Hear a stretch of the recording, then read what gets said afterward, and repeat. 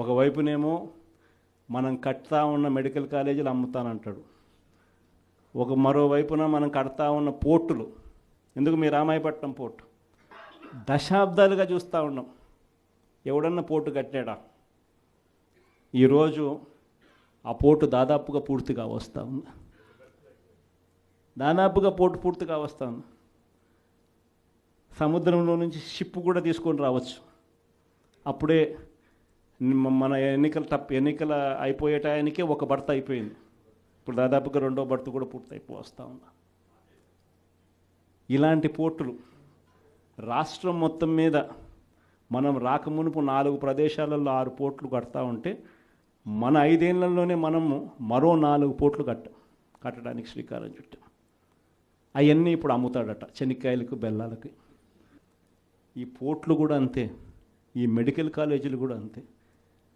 ఇది సంపద సృష్టి అని అంటారు. ఇవన్నీ పోర్టులు ఉంటే ఈ పోర్టుల వల్ల ఉద్యోగాలు వస్తాయి. ఈ పోర్టుల వల్ల రాష్ట్ర ప్రభుత్వానికి అదనపు ఆదాయాలు పెరుగుతాయి. దీన్ని సంపద సృష్టి అంటారు. ఇదే పోర్టు ఈరోజు కట్టడానికి 4,000 కోట్లు అవుతుందని అనుకుంటే, ఇదే పోర్టు ఇంకొక 10 ఏళ్లలో ఇదే పోర్టు కట్టడానికి 4,000 కాదు, కావాల్సింది 10,000 కోట్లు కావాల్సి వస్తుంది.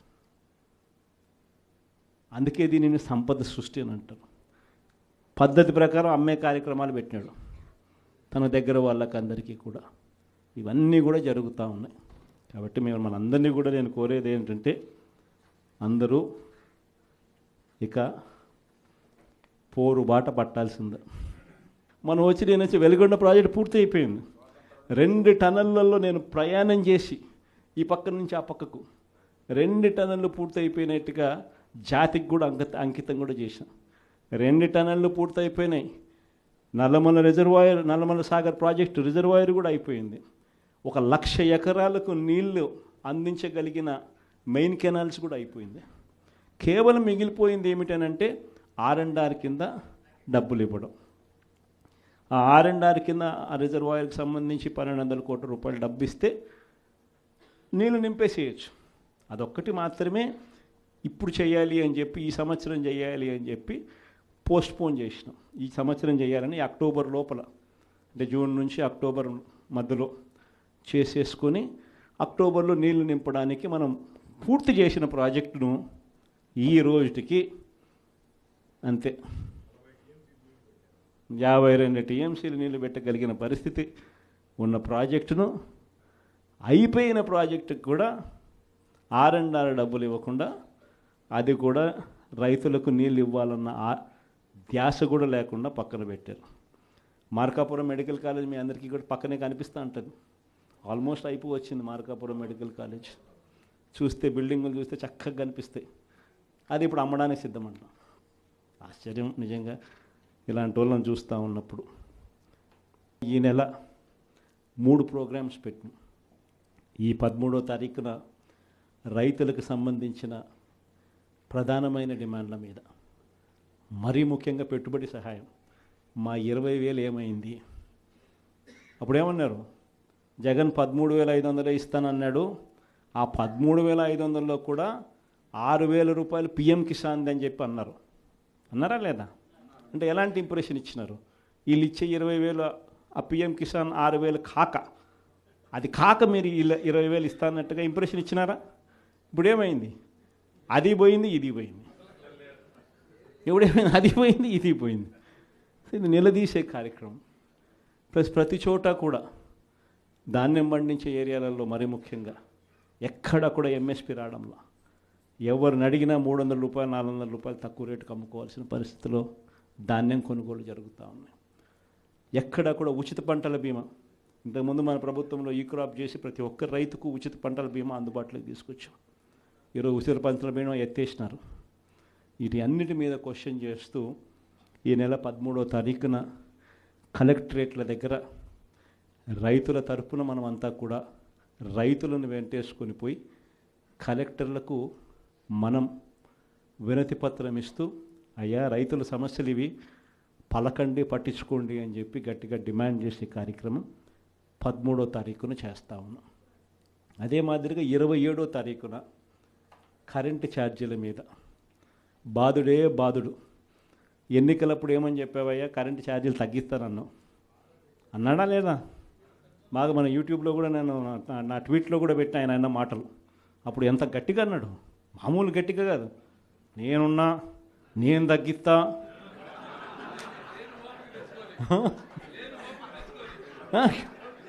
అన్న మాటలన్నీ కూడా మామూలు మాటలు కాదు. తీరా వచ్చిన తర్వాత 6 నెలలు తిరక్క మునిపే 15,000 కోట్ల రూపాయలు బాధుడే బాధుడు ఉట్టి కరెంటు మీద. సో దీన్ని క్వశ్చన్ చేస్తూ 27వ తారీఖున జనవరి 3వ తారీఖున ఫీజు రీయింబర్స్మెంట్ అందక పిల్లలు ఇబ్బందులు పడతా ఉన్న పరిస్థితులు. మనం ప్రతి క్వార్టర్, ప్రతి 3 నెలలకు ఒకసారి పిల్లలకు 3 నెలలు అయిపోయిన వెంటనే ఫీజులు ఇస్తూ ఉన్న పరిస్థితి మన ప్రభుత్వం. విద్యా దీవెన, వసతి దీవెన క్వార్టర్ అయిపోయిన వెంటనే, 3 నెలలు అయిపోయిన వెంటనే 4వ నెల వెరిఫై చేసి 5వ నెలలో పిల్లల తల్లుల చేతుల్లో డబ్బులు పెట్టి పిల్లలకు విద్యా దీవెన, వసతి దీవెన కింద పూర్తి ఫీజు రీయింబర్స్మెంట్ మనం ఇస్తూ ఉంటే, ఈరోజు ఈ జనవరి వచ్చేసరికి 4 త్రైమాసికాలు, ప్రతి త్రైమాసికం తర్వాత ఇస్తూ ఉన్న మన పాలన 4 త్రైమాసికాలు అయినా కూడా పట్టించుకొని చంద్రబాబు పాలన. జనవరి, ఫిబ్రవరి, మార్చ్ సంబంధించిన త్రైమాసికం ఏప్రిల్లో వెరిఫికేషన్ చేసి మేలో ఇవ్వాలి. మేలో ఎన్నికలు అయ్యాయి, అంతే. జూన్ నేను వచ్చాడు, జూన్ 4వ తారీఖు, అంతే. ఆడ నుంచి స్టార్ట్ అయింది. జనవరి, ఫిబ్రవరి, మార్చ్ పోయింది, ఏప్రిల్, మే, జూన్ పోయింది, జూలై, ఆగస్ట్, సెప్టెంబర్ పోయింది, అక్టోబర్, నవంబర్, డిసెంబర్ 4 త్రైమాసికాలకు సంబంధించి విద్యా దీవెన పూర్తిగా ఎగరగొట్టాడు. వసతి దీవెన కింద ప్రతి ఏప్రిల్లో మనం ఖచ్చితంగా క్రమం తప్పకుండా పిల్లలకు బోర్డింగ్ అండ్ లాడ్జింగ్ ఖర్చుల కోసం ఇస్తూ ఉంటుంది. ఈరోజు చంద్రబాబు నాయుడు ప్రభుత్వం వచ్చిన తర్వాత ఈ సంవత్సరం పూర్తిగా 0. ఈ విద్యా దీవెన, వసతి దీవెన అందక పిల్లలు ఇంజనీరింగ్ చదువులు మానేసి పొలం పనులలో పనులు చేసుకుంటా ఉన్న పరిస్థితులు.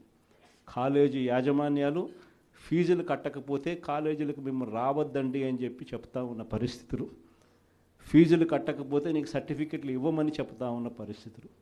సో ఆ పిల్లల తరపున జనవరి 3వ తారీఖున విద్యా దీవెన, వసతి దీవెన ఎందుకు ఇవ్వడం లేదయ్యా అని చంద్రబాబు నాయుడు ప్రశ్నిస్తూ దాని మీద ఒక ధర్నా.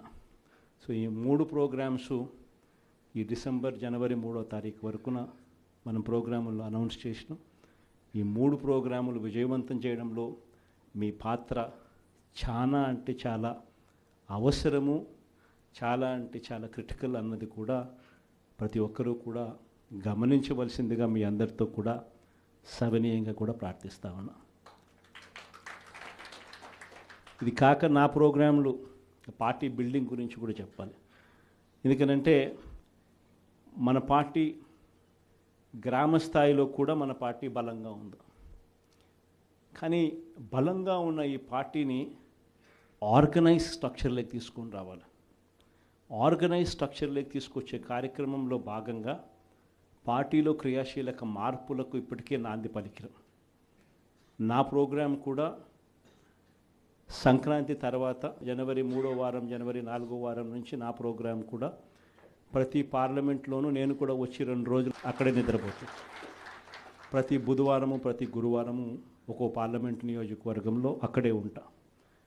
బుధవారం 3 నియోజకవర్గాలు, గురువారం మరో 4 నియోజకవర్గాలు, మొత్తంగా ఆ 2 రోజులు అక్కడే ఉంటూ శుక్రవారం కూడా అవసరాన్ని బట్టి అదే జిల్లాలో ఉండే కార్యక్రమం చేస్తూ ఉన్నాం. ప్రోగ్రాం కూడా మనం పెట్టబోయే ప్రోగ్రాం పేరు కూడా కార్యకర్తలతో జగనన్న పార్టీ బలోపేతానికి దిశానిర్దేశం అనే పేరుతో ఆ ప్రోగ్రాంలో పార్టిసిపేట్ చేసే కార్యక్రమం చేస్తాము. యుద్ధం అంతా ఎలా ఉంది అని అంటే విపరీతమైన చంద్రబాబు నాయుడుతో యుద్ధం చేయడం లేదు. మనం ఓ ఈనాడుతో యుద్ధం చేస్తున్నాం, ఓ ఆంధ్రజ్యోతితో యుద్ధం చేస్తున్నాం, ఓ TV5తో యుద్ధం చేస్తా ఉన్నాం. వీళ్ళందరూ కాకుండా ఒక చెడిపోయి ఉన్న ITDP అనే ఒక వ్యవస్థతో కూడా యుద్ధం చేస్తూ ఉన్నాం. వీళ్ళంతా ఏంది, రోజు డైవర్షన్ పాలిటిక్స్, నెల నెల ఒక డైవర్షన్ పాలిటిక్స్. ఒక అబద్ధం వేస్తారు, ఆ అబద్ధాన్ని మనం తుడుచుకోవాలి. ఈ రకమైన డైవర్షన్ పాలిటిక్స్తో రోజు యుద్ధం చేస్తూ ఉన్నాం. ప్రజలకు చేసిన మంచి ఏది లేదు, ప్రజలకు చేసిన మంచి ఏది కూడా చెప్పుకునేదానికి ఏమీ లేదు. కాబట్టి మట్టేయడమే, బురద వేయడమే అదే పనిగా పెట్టుకున్న ఒక వ్యవస్థతో యుద్ధం చేస్తాం. ఈ వ్యవస్థలేకి యుద్ధం లేక మనం కూడా చేయాలి అని అంటే మీలో ప్రతి ఒక్కరూ కూడా, ప్రతి ఒక్కరికి ఒక ఫేస్బుక్ పేజ్ ఉండాలి, ప్రతి ఒక్కరికి వాట్సాప్ ఉండాలి, ప్రతి ఒక్కరికి యూట్యూబ్ ఉండాలి, ప్రతి ఒక్కరికి కూడా ఈ మాధ్యమాలలో ట్విట్టర్ అకౌంట్ ఉండాలి, ప్రతి ఒక్కరికి కూడా మనం కూడా ఈ మాధ్యమాలలో మనకు కూడా ఉండాలి. ఎక్కడైనా మన గ్రామంలో ఏదైనా అన్యాయం జరుగుతున్నప్పుడు టకాని ఫోటో తీసి మనమే ప్రశ్నించాలి. ఎందుకు పెన్షన్ ఇవ్వడం లేదు ఈ అమ్మకు, ఇదిగో ఫోటో. ఎందుకు మా గ్రామంలో మా స్కూల్స్లో నాడు నేడు ఆగిపోయింది, ఇదిగో ఫోటో. ఎందుకు అమ్మఒడి రావడంలా, ఎందుకు మా విలేజ్ క్లినిక్లో పరిస్థితి ఇంత దారుణంగా ఉంది అని క్వశ్చన్ చేస్తూ ఫోటో తీయడం, క్వశ్చన్ చేయడం, అప్లోడ్ చేయడం, ఇలా ప్రతి ఒక్కళ్ళం తయారు కావాలి. ప్రతి ఒక్కళ్ళం కూడా ఆర్గనైజ్ పద్ధతిలోకి మాదిరిగా పోయి గ్రామ స్థాయిలో మనం ప్రజలకు దగ్గర కాగలిగే కార్యక్రమం ఖచ్చితంగా జరగాలి. లేకపోతే వీళ్ళు చేస్తూ ఉన్న వక్రభాష్యం మామూలుగా లేదు. ప్రతి ఒక్కరి మీద బురద చల్లడమే, ప్రతి ఒక్కటి అబద్ధం చెప్పడమే, ప్రతి ఒక్కటి వక్రీకరించడమే. దీన్ని తిప్పికొడుతూ ప్రజలకు దగ్గరగా ఉండే కార్యక్రమం దగ్గరుండి మనం చేయాలి. కాబట్టి ఆర్గనైజ్ స్ట్రక్చర్లో మిమ్మల్ని అందరినీ కూడా భాగస్వాములు చేసే కార్యక్రమం. రెండవ విషయం మీ అందరికీ కూడా చెప్పడానికి అందరినీ కూడా రమ్మని చెప్పడం జరిగింది.